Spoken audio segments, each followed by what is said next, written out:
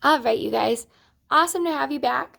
Today, I'm going to go ahead and I'm going to read some stories that are all about the Berenstain Bears and not polluting our earth. So, part of taking care of our earth, part of it, would be picking up trash. When you've got a wrapper, you shouldn't just throw it on the ground wherever you're at.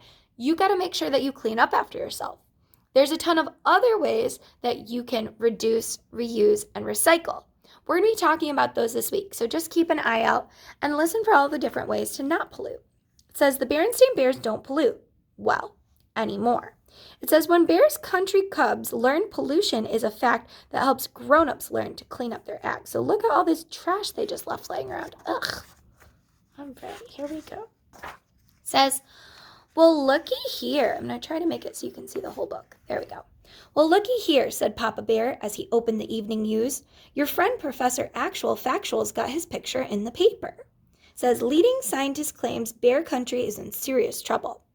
Oh, said Brother and Sister Bear, coming to see. There's a big story too, said Papa, and a headline. My goodness, said Mama Bear. What's it about? Leading scientist claims bear country is in serious trouble, he said, reading the headline. Well, what sort of trouble? Papa, who was reading the story to himself, didn't answer. What sort of trouble? Said Mama, repeating Sister's question. Oh, you know how professors are, he said. Actual Factual is making a big fuss all about pollution. Well, I know how Professor Actual Factual is, said Mama, and he's really quite sensible. He's got a good head on his shoulders. So do I, said Sister, and me too, agreed Brother. Oh, yeah, he's a great guy, all right, said Papa, and he's dug up some terrific dinosaur bones, and he runs a great museum. But I happen to think that he's gone a little overboard on this pollution thing.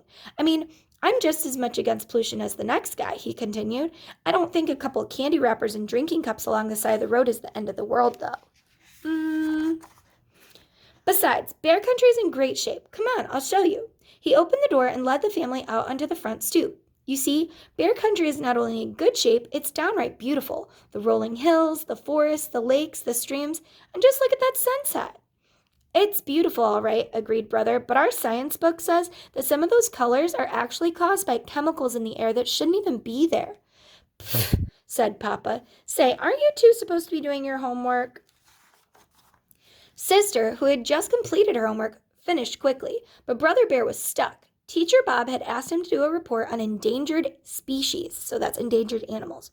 The books he had taken out of the school library weren't very helpful. Of course, the kind of shape Bear Country was in wasn't as simple as Papa had made it seem. How Bear Country looked depended on your point of view.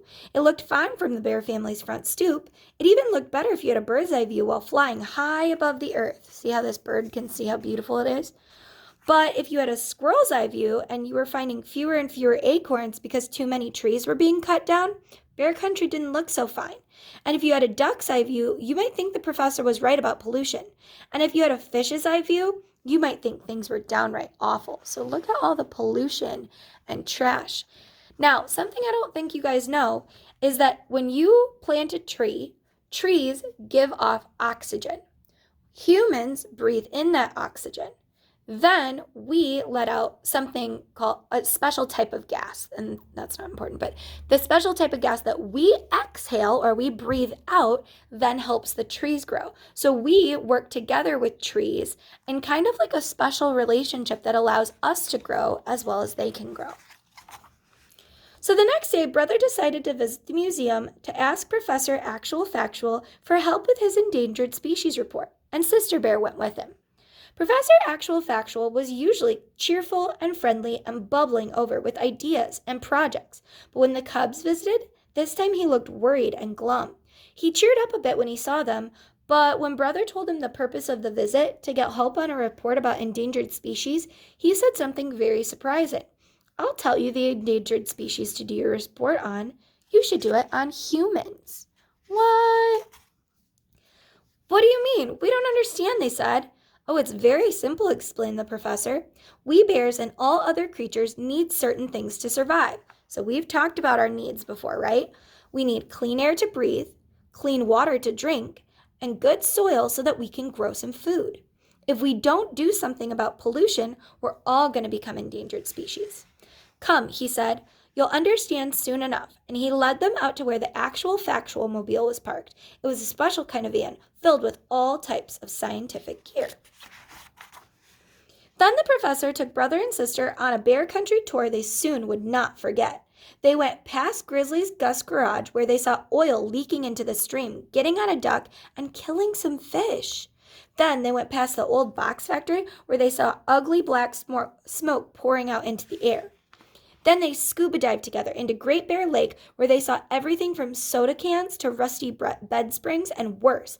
They saw a fish that was tangled in a plastic soda can holder. They cut the fish loose, but they couldn't rescue all the fish from all the plastic holders that people had carelessly thrown away. So if you guys have ever bought cans of Coke or cans of, I don't know what you guys drink, maybe Mountain Dew or Orange Fanta, something like that, you got to cut apart these little rings because otherwise animals can get stuck. They drove through the forest and saw that a great many trees had been cut down and that new trees had not been planted to replace them. You might want to speak to your dad about that, said the professor. He and his fellow woods bears could help with that problem. That means that they work with the wood. I think I see what you mean about becoming an endangered species, said brother when they got back to the museum. Yes, agreed sister, but what are we going to do about it?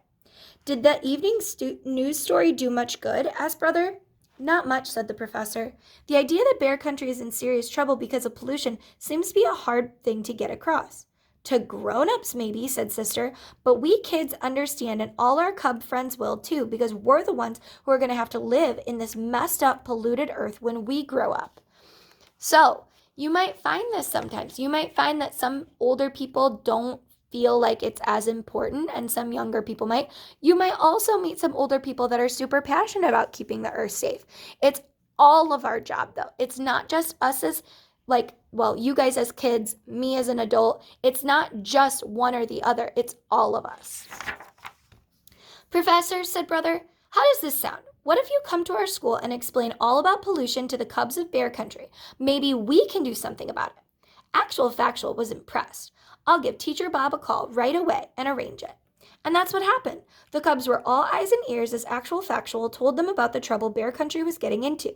First, he taught them 3 important new words: ecology, conservation, and recycle. The way the professor explained it, ecology means how all the creatures and the plants and Earth itself work together.